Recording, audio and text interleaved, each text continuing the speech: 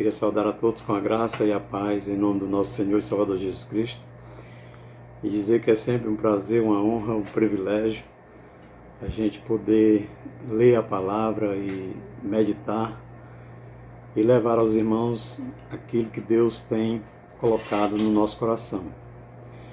E antes de, propriamente dito, nós começarmos, eu gostaria de fazer uma oração agradecendo a Deus por esse momento.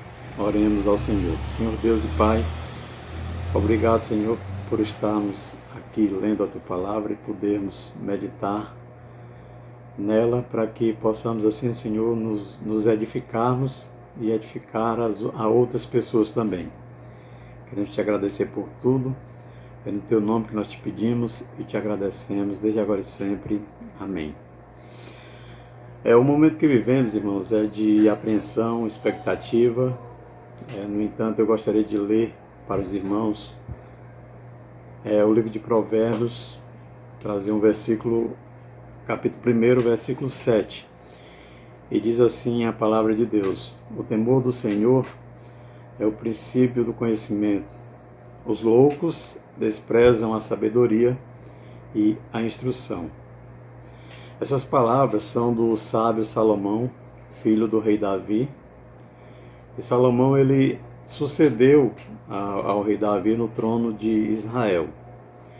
E quando Salomão foi assumir o lugar de Davi, sabia que tinha uma tarefa difícil pela frente, porque ser rei não era realmente uma tarefa das mais fáceis.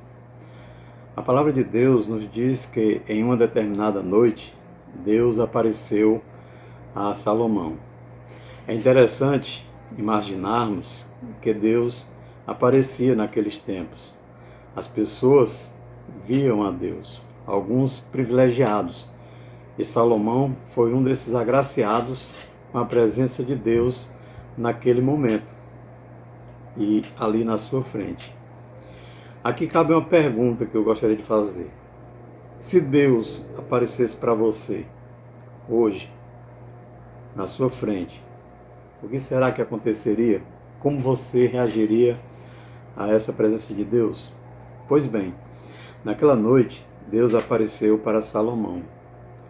E mais do que isso, Deus não somente apareceu, como também falou uma coisa muito importante a Salomão. E o que foi que Deus falou a Salomão? Está em 2 Crônicas, capítulo 1 e verso 7. Naquela mesma noite, Deus apareceu a Salomão e disse-lhe: pede o que queres que eu te dê. Então Deus não somente apareceu para Salomão, como fez a pergunta. E eu gostaria de saber, e se fosse tu, o felizardo, com Deus ali na tua frente, e se Ele te dissesse o que você vai querer, pode pedir que eu te dou. Essa é uma prova de fogo para qualquer pessoa. Salomão era um homem eloquente, era um homem desenvolto, tinha sabedoria já. Diante da pergunta de Deus, ele não foi logo respondendo. Ele não disse: Senhor, eu quero uma carruagem do modelo novo. Ele não foi pedir nenhum bem material. Ele dialogou com Deus de uma maneira muito séria, centrada e de alguém que sabia o que queria. Agora você ficou curioso para saber o que Salomão conversou com Deus? E eu vou dizer. Está em 2 Crônicas, capítulo 1, verso 8 e 9. E o Salomão disse assim a Deus: tu usaste de grande benignidade com meu pai Davi e a mim.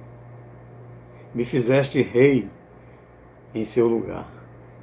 Agora, pois, ó Senhor, meu Deus, confirme-se a tua palavra dada a meu pai Davi, porque tu me fizeste reinar sobre um povo numeroso como o pó da terra. Então a conversa de Salomão com Deus era de alguém que tinha uma responsabilidade muito grande. E certamente ele, como rei, estava achando esse fardo muito pesado. Afinal de contas, ele fora escolhido para reinar sobre um povo numeroso. Salomão, ele fala da benignidade de Deus, que Deus havia usado com relação ao seu pai, o rei Davi. E que Deus o havia colocado como rei daquele povo, e agora ele estava na presença do Senhor, e um Senhor que estava pronto para ajudar. Irmãos, Deus não nos dá nenhuma carga maior do que a que possamos levar. Quando Deus te chama, Ele também te capacita. E é isso que Deus está se propondo a fazer com Salomão. Deus não limitou Salomão no seu pedido. Muito pelo contrário. Se colocou inteiramente à disposição de Salomão quando disse: pede o que queres e eu te dou. Depois dessas considerações de Salomão e da disposição de Deus em ceder ao pedido de Salomão, o rei então coloca o seu pedido em evidência. Vejamos em 2 Crônicas, capítulo 1, verso 10. Dá-me, pois, agora sabedoria e conhecimento, para que possa sair e entrar perante este povo. Pois quem poderia julgar a este povo tão grande perante os homens e levando em consideração o mundo em que vivemos, onde os bens materiais estão em alta? Talvez esse pedido de Salomão não fosse o dos melhores. Acontece, irmãos, temos que levar em consideração alguns pontos. O primeiro, Salomão estava diante de Deus e ele sabia exatamente em qual terreno estava pisando. Ele já conhecia Deus, porque Deus havia sido com seu pai. Ele até falou anteriormente sobre a benignidade que Deus havia dispensado a Davi. Em segundo lugar, Salomão já era poderoso, podemos assim dizer, rico, e mais do que isso, não era avarento, não tinha esse tipo de pretensão, ou seja, Salomão já tinha herdado um reino, Deus já tinha sido benevolente com seu pai. Em terceiro, Salomão era um governante preocupado com o povo. Irmãos, quando nós nos colocamos diante de Deus e sabemos pedir, Deus nos atende sem demora, atende imediatamente. Deus sonda o nosso coração, Ele nos conhece muito bem. E a resposta de Deus para Salomão foi a seguinte: está em 2 Crônicas, capítulo 1, versos 11 e 12. Então Deus disse a Salomão: porquanto houve isto no teu coração, e não pediste riquezas, bens ou honra, nem a morte dos que te odeiam, nem tampouco pediste muitos dias de vida, mas pediste para ti sabedoria e conhecimento, para poderes julgar a meu povo, sobre o qual te constituí rei. Sabedoria e conhecimento te são dados. E te darei riquezas, bens e honra, quais não teve nenhum rei antes de ti, e nem depois de ti haverá. Veja como Deus é grandioso, como Deus ele é bondoso, como Deus foi além das expectativas, né?